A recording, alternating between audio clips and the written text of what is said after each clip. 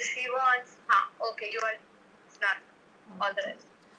Hi, I'm Nadia, and I'm an author. And firstly, I'd really like to thank Liberty Books for giving me this opportunity to do this live session. This is my first ever Facebook live session. So you'll have to bear with me at times. I'm not at all tech savvy, but I think Corona has taught me things which I didn't know. And similarly, just like everybody else, we are all learning different things, and so everything is an experience. I do thank Liberty Books for this wonderful special opportunity with connecting with all the readers across Pakistan and of course the world. And I think this is an opportunity to get to know people and sort of share different ideas and different thoughts. And uh, I'm a writer, like I said, and I'm also a psychotherapist by profession. So I practiced, psychotherapy for some time, and I lived between Pakistan and Singapore. Right now, I'm in Karachi because of the corona. Everybody is stuck wherever they are, and I started writing when I was about 16 years old. So I've always been a writer. And it was like my first book, when I think about it, was like a collection of short stories, very amateur stuff. And, it's just sketches and short stories. And it was called Broken Souls. It was published by Royal Book Company in Pakistan. And it was basically the central story. Broken Souls was about the children in the carpet weaving industry, and I sort of touched all the topics that I felt very strongly about at that time.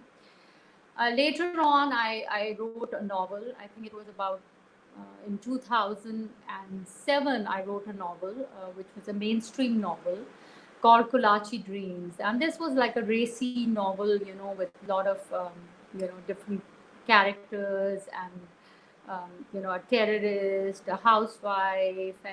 And again, it was all about the current situation in Karachi, and how it sort of impacts different lives. Like I said, it was like more like a racy, like a page turner. So again, it was done from a place where I didn't have the technical know-how, of writing. It was more done from the muse, like a place inside within me, which knows that which knew that I had to sort of put pen to paper. So it was absolutely raw, and so that was my first novel. And then 10 years later, I sort of took pen to paper again, and then this is my book. It's called Invisible Ties, and it was published in 2017 by Rupa, and it's available at Liberty Books. And this is a novel which is about a young girl's journey of her self-discovery in a nutshell. And the book takes you across to different places in the world, like it starts in Malaysia, Malacca, then goes to Karachi, where she is from, and then later on she goes to Singapore and London, and it sort of ties in a strange way, like the history of all these places. It's not a historical fiction. Like I said, it's a fiction novel, but not historical fiction. It's more like like a contemporary story of this young woman who is on a voyage of self-discovery. And this book, because I mentioned that I'm a psychotherapist, it was inspired. Now, I just, like I sort of shared with you that my journey started when I was 16 years old. I have to tell you a little bit about my background. My father is a writer, and he's a poet, and he writes beautiful Urdu poetry. And he's in his 80s, Alhamdulillah, and we still, sort of go over his poetry. And it's the most beautiful feeling, because he actually writes because he he he writes, he puts pen to paper because he it is within him. Like I said, the muse is within him, and he creates the most beautiful shares, just sitting, by himself, and scribbling and everything. And so that's the kind of home environment that I sort of grew up in, and I imbibed that at a very unconscious level within me. And I also think it's a case of the genes also, because I do feel that genetically also these things flow. And on the other hand, I also firmly believe in epigenetics, which means that you can just sort of change your genes. It's not that everything is just determined by your genes, but it's also a lot to do with the environment. But anyway, coming back to the point, I saw this nurturing literary thing in my talent in my father. And I really really he would read his work to me, and that's how I sort of felt very inspired. So my father is my he's my inspiration to write. And I think that was the when I started writing. Like I said, it was all very raw, and I didn't have the technical know-how. And after Kolachi Dreams, I really thought that I need to learn more, about writing, the technical bits also about writing. And I sort of took courses, and I took I went to Oxford University, and I did a writing program over there, and I did courses over there. So I sort of did a course which was writing for young adults, and then I did a course of writing fiction. It was a summer program, but I got a lot out of that program. And then I did another course in London on novel writing. And now there were two parallel journeys going along with my writing. I was also sort of doing a lot of psychotherapy learning. So I was doing courses. I did a postgraduate certificate course from University of Birmingham. I taught children with special learning needs. And I think that everything was just going. So my writing parallel to my psychotherapy meant that I was learning, I was growing, and I was exploring different kind of topics and different kind of themes. I would think about it more because I was learning and I was talking to people and I was doing therapy.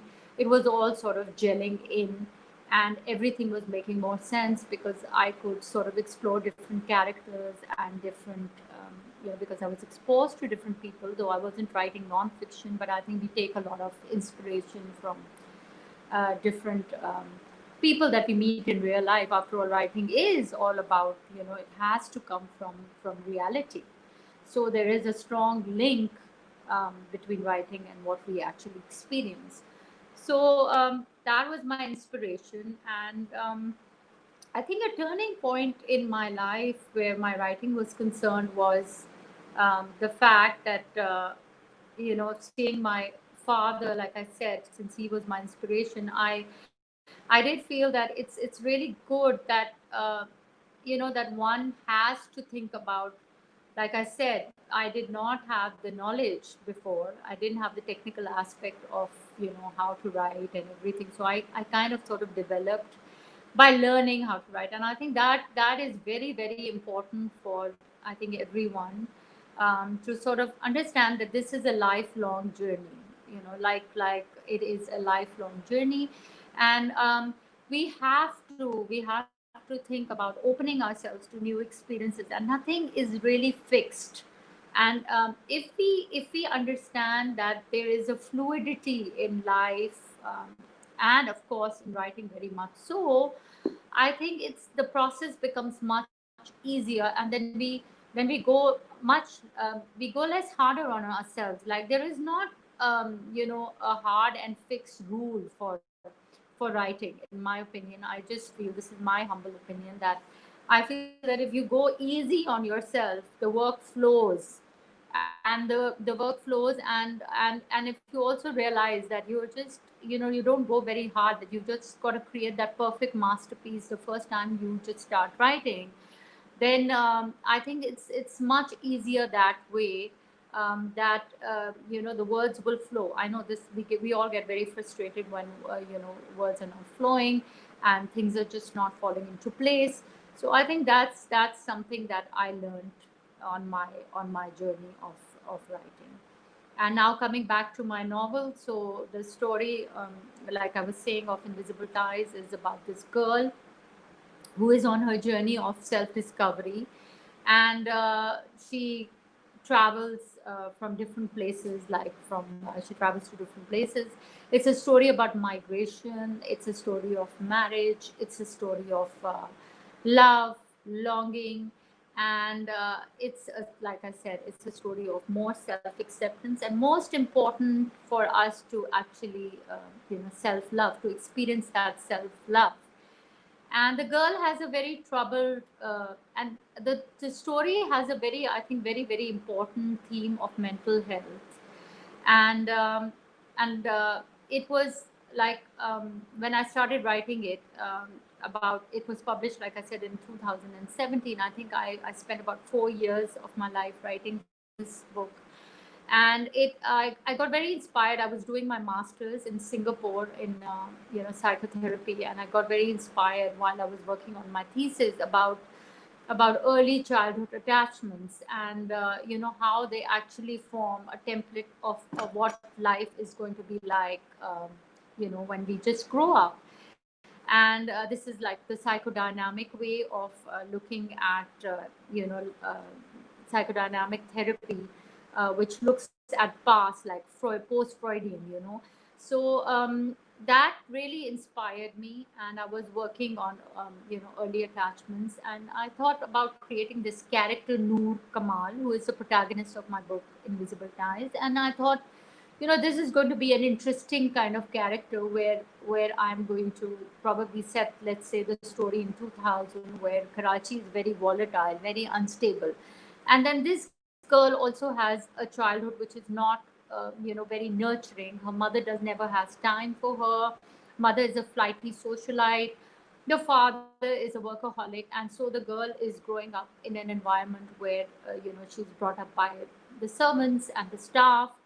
And there is no secure, like there is no stable, consistent attachment figure in her life. And then the backdrop is Karachi. There's uncertainty, there's instability, there's violence. So I thought this was a very interesting premise to begin my story. So that was the base of my story, that this girl who is growing up in this unstable environment, and how is this going to impact her later on in her life. And so when I then after that, then because I had also, I had changed, we had actually, because we moved from Pakistan to Singapore. I thought Singapore would be the ideal situation, not because I was living in it, because I wanted to show the contrast. I wanted to show the contrast between Pakistan and Singapore. And I thought, look, this is going to be very interesting if I show the difference. She's moving from this highly, although it's much, much later on in life that she moves from Karachi to Singapore, because she gets married and moves. But the before she moves to Singapore, something happens which actually in her life, that actually triggers, all the things that she's experienced in the past.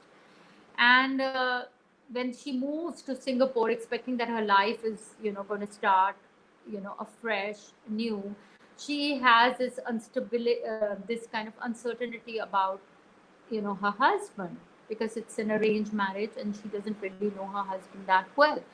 And even though the backdrop is Singapore and everything is very orderly, and there's no crime rate in Singapore, and Singapore is actually one of the safest countries in the world, she still has that feeling of immense insecurity. And this is what I wanted to show in my novel, that it's not about it's not about place.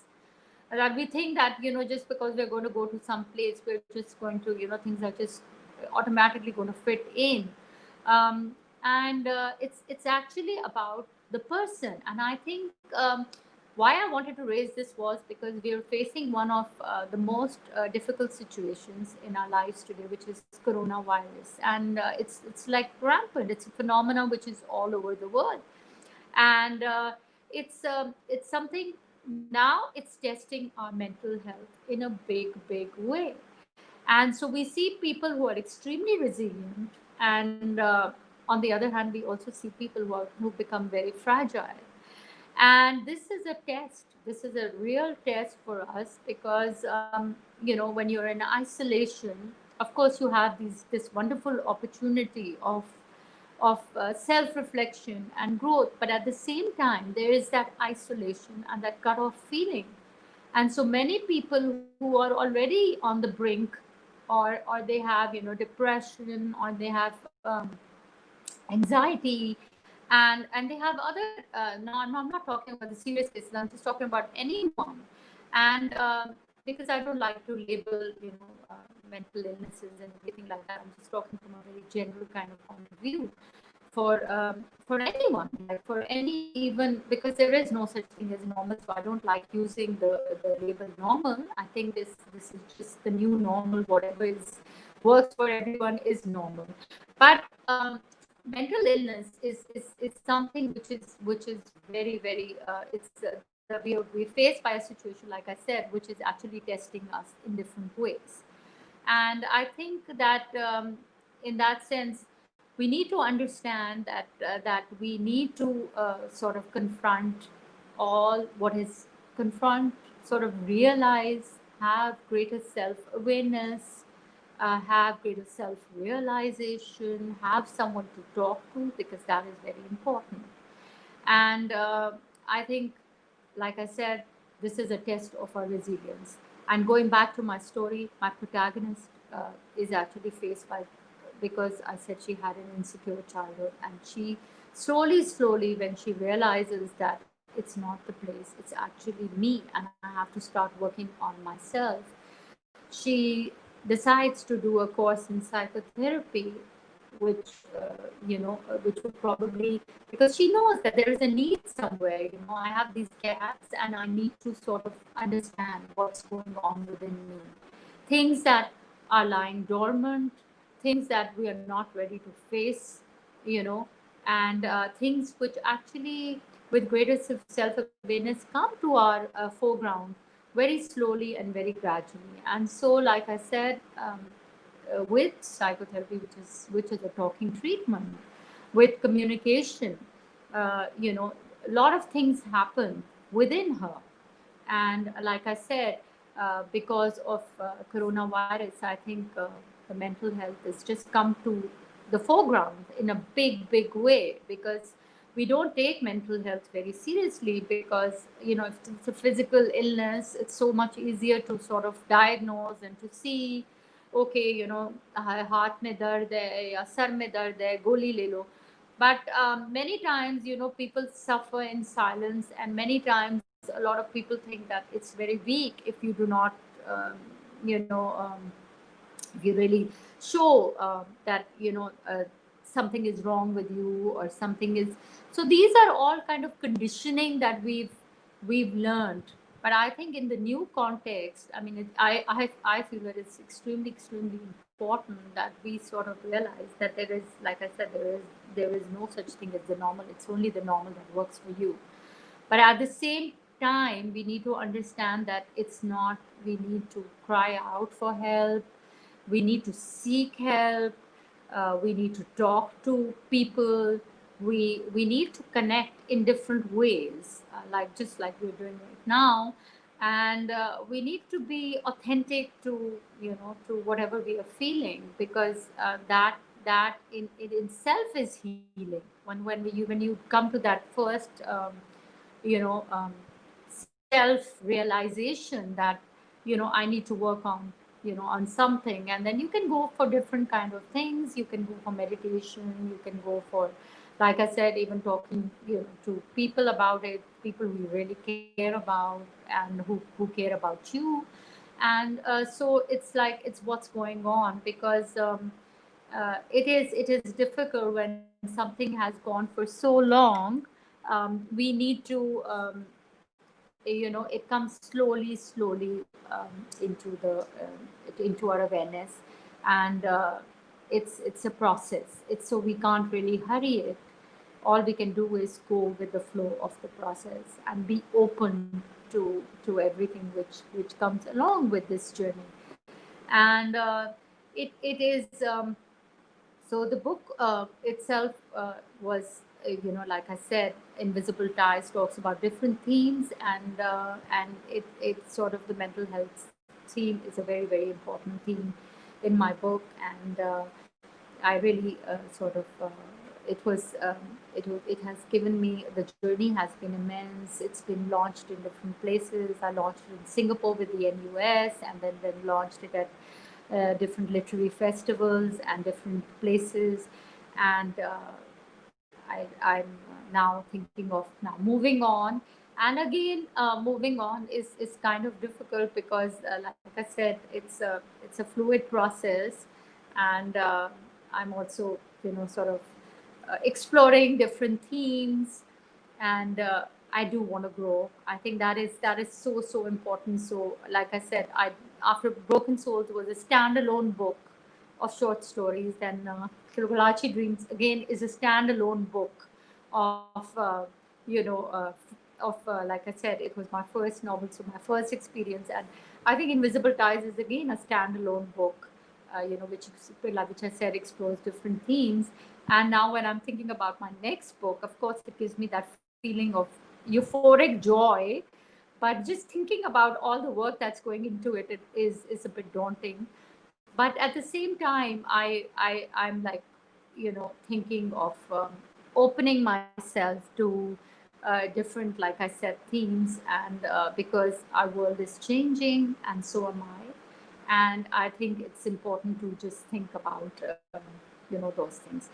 Talking about writing process, and tied to publishing, of course, for all the writers, I think out there, it is the main. And for me also, I have to be very honest, the publishing was a huge thing, because I went through countless rejections, like everybody has heard. And we have all heard that every writer has gone through this. I don't think there's a single writer in the world who hasn't gone through rejection. So that's a part and process of, I think, of writing. But when it happens, it hurts. It really really hurts. And so we all go through our agony, and we face those self doubts.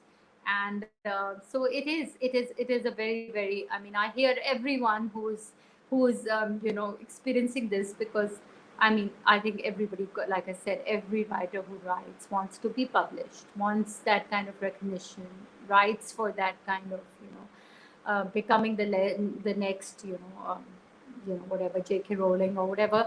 We all aim high, and then we're shown the mirror that it's kind of very very tough out there. So it is very tough out there. But believe me, I think it's a case, like I said, first getting the work also is a case of persistence. It's a case of consistency. It's a case of self growth. So if we go with that positive outlook, that look, I'm going to give it my best, and I'm going to try and do my very best, and then things will fall into place. I think you set the right energy in that mode, because if you go into this kind of self doubt, nothing is going to happen. It's just going to procrastinate things. It's going to delay the whole process. And I think writing comes from a very deeply authentic place within ourselves, which is very very deep. And I think we all, it's a very for me, it's a very very spiritual kind of thing also, because it's a deep connection um, to myself. Like I said, for everyone it's very different. Many people experience it in different ways, and I think that's okay, and that's the way it is, because it's very individualized also. So, but it is tough. Publishing is tough, but now with Liberty Books publishing, I think there's, because in Pakistan there were very few opportunities. My book Invisible Ties got published by Rupa in India 3 years ago, and now with the India-Pakistan situation, also things are a bit slow, as we all know, with the Corona situation. Also, publishing, I'm sure, is a very very huge concern for all writers. and for all publishing companies also who are obviously facing the economic repercussions of coronavirus. So we have to be all realistic, but that doesn't mean that we stop writing. I mean, we have to hold the pen and write because, like I said, it comes from a very deep place, and things keep on changing. So we are always looking for new stories, new narratives, and things which will give us hope, things which will, of course, give us different stories, and so it does. So coming back to the publishing journey of Invisible Ties, it was very difficult. I just told you I faced a lot of rejections, but that didn't really stop me, and I don't think it should stop anyone because it's not you. You shouldn't take it like a personal rejection. It's just like your work, you know. I mean, where are you going wrong? There are a lot of mentoring services right now. There are a lot of literary mentors. There's a lot of literary courses. Like I said, there's everything online. There is so many resources for us, for people to tap into now, for all writers. So I think that is worth exploring. And like I just said, we know we definitely need all the support of the publishing here within Pakistan to make sure, because the more we're going to write, the more reading, writing, everything, literacy, everything is all tied together. And I think that will help, and it will mean a more literate nation if we all, we contribute our little bit. And I think that is also very important in that sense. And I think that just keeps us going. If we know that there are publishing houses over here which are going to support our work, so I think Liberty has done a huge step in the right direction. And there are other publishing houses also, so I think one should look at that. I think publishing overseas, to me, to tell you very honestly, I just thought of India, and I have not really applied, or I haven't sort of submitted my work, and sent things, across. I've just been lazy, to tell you very honestly, because I know it's so difficult. And I did it previously with my other novel, and I just thought that it was very difficult. So, I mean, once I got a good, publisher in India, I wasn't really that. I just didn't sort of, I think, go beyond that. But I think if we can just sort of even get the work published over here, and then look at like little steps forward, and then hopefully, yes, and then just sort of go forward with that, then I think that, like I said, each step in the right direction is a concrete and a very fruitful step indeed. And so I do think that there's a market for every kind of story which is well told, and which there's no right or wrong formula for creating that bestseller book. It doesn't have to be Harry Potter. It doesn't have to be uh, you know um, uh, the 50 Shades of Grey, which also, I mean, is a different kind of novel altogether. But I mean, what I'm trying to say is that, or even Elif Shafak's work. I mean, and it doesn't have to be. You don't have to sort of clone yourself into like from the classic writers also. Like, I'm just saying, not everybody can do a Jane Eyre, or not everybody can do a Pride and Prejudice, and so on. I mean, those books have been very successful, but there is no, that was in that era for that time. And there's always, like, now we're exploring different parameters, and we are exploring different themes, and like I said, times and changes, and there'll always be someone who will come up with a totally different idea, and that idea would work. And like, for example, the self-help books, which I'm really big time into, non-fiction, which I'm really this time I'm really big time into non-fiction. I'm reading a lot of books. I think especially during the quarantine, I think I did a lot of self-help books. And and my reading list was actually all self-help. I was reading Inner Engineering by Sadhguru, then I was reading Clarity Cleanse by Habib Siddiqui, and different books, Michelle Obama's Becoming. And I was really enjoying all these things, and I think that's what it is. I think I found that this was relevant during this time, which doesn't mean that I don't look at fiction. I do read fiction, but I just felt more drawn into nonfiction. And the point that I want to make again is that nothing is yeah. So now I can see questions, and thank you.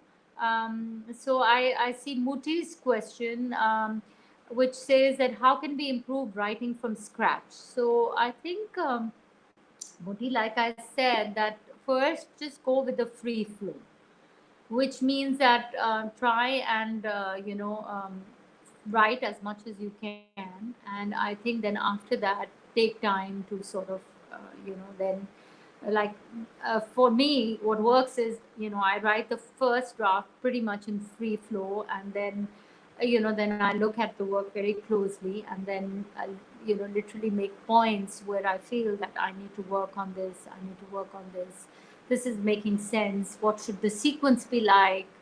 I mean, and look at the things like if you're creating a novel or anything, what is the point of view that you want to use, and change the structure around the characters, work, flesh out the characters.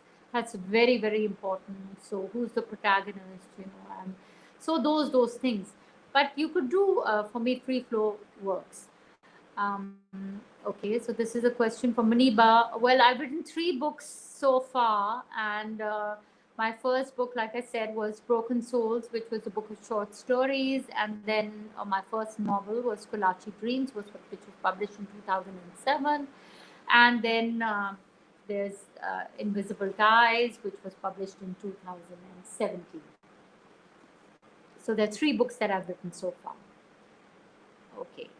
Uh, Farouk, okay, thank you, Farouk, for your question. And the most surprising thing that I learned in writing my books was that I think surprising things that I learned in writing my books was diversity, that how I'm just, like I said, how I've created standalone work each and every time. I've just sort of explored different themes, I've explored different genres, and I have tried to, at least in my humble opinion, I've tried to create better work. So I think this is a surprising thing that I've learned, that I sort of change directions. That means I'm not doing the same thing again and again, and that's the good thing that I think that, and now I feel that I want to just maybe explore nonfiction. Like I said, I'm very drawn to it. So um, never know, I may write a nonfiction book next. Um, so Asia, Invisible Ties is a fiction book. It's a novel, and it's a fictional. It's a fiction book.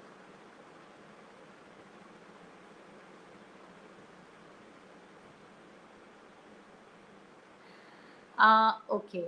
So I think you can. I think Uzma is asking as to how can I get my engineering students to be interested in reading fiction. Okay, now I think Uzma, reading fiction. I think if you basically, I think you can give them a reading list.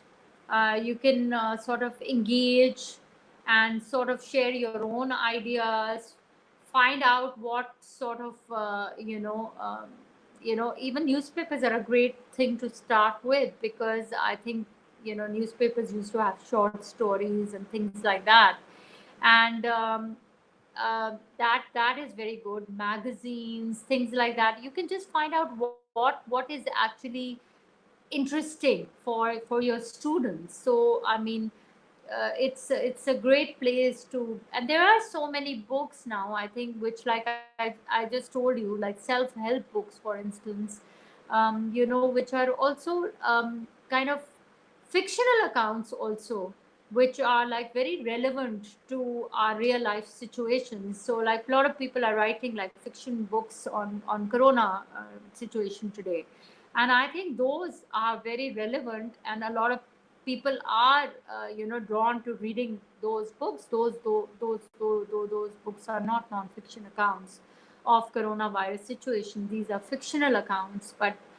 they are so relevant and people want to read them, so they're not non-fiction. So I think that would be a way of sort of engaging your students, if you sort of talk to them about what are the avenues, and what are the different kind of stories which are so relevant to them, maybe even technical stories if that works, and fictional accounts of things which would be of more interest to engineering students. But by far there is no a hard and fast rule. So I think that would be a good way of sort of exploring that with your students. Uh, Invisible Ties, Isha, doesn't relate to. I mean, it's not, like I said, it's not non-fiction, but yes, it does relate to real life experiences in ways that I was inspired by by some stories during my, like I said, when I was working working as a psychotherapist. I did come across certain characters which did inspire me, and their situations inspired me. And uh, and uh, but no, I can't say that it was it was totally based on that experience. Like, for example, I did hear of a story where the woman is has a gambling addiction issue, and so I sort of got very inspired by that story and sort of explored that in my book. And so it's like different issues that I experienced. They may somehow or the other sort of inspire me, but not basically, I could say, real life experiences. Having said that, many times a lot of people have told me that Invisible Ties seems to be like your story, because you moved from Pakistan to Singapore, and you're a psychotherapist. And so maybe this Noor is is basically based on you, but no, not really. It wasn't, because, to tell you very honestly, I chose the places very carefully. Like I said initially, that it was done very carefully, because I wanted to show that it's not the place, it's the person. And so that's why I chose two different, absolutely different environments. Okay, there's a question from Saima, who says, "Do your books revolve around women just like Elif Shafak, or you gender neutral in writing?" Okay. Uh, in Invisible Ties, the protagonist is a woman, and in the yeah, I think I'm going back to Broken Souls, which was my first book of short stories. No, it was children. And then my first novel, yeah, I had a strong character who was a woman, Twinkle in Kolachi Dreams. So, but no, not really, not really. I don't think so. But yes, Invisible Ties was a very woman-oriented novel, and it's a woman's story. But at the same time, I'm not. I think it's got other characters also, um, which are important characters. So it's not only, and I think that's how it should be. But yes, it does bring a lot of issues which women face. Like I said, the arranged marriage issue, uh, you know, and the Pakistani society, the mindset of the Pakistani society, which is the conditioning that you have from your early childhood, which is obviously related to the place that you're living in. So in this case, Pakistan, and all the limitations which every society has. So it's not only Pakistan; it's just that women all over the world also face gender biases and gender inequality. And so we have the Me Too revolution, which is obviously there. Thank you so much, Omer, for saying that. And yes, I please do read my novel. And yes, all the writers, Pakistani writers, all of them are the real pride of Pakistan. I salute them also, definitely.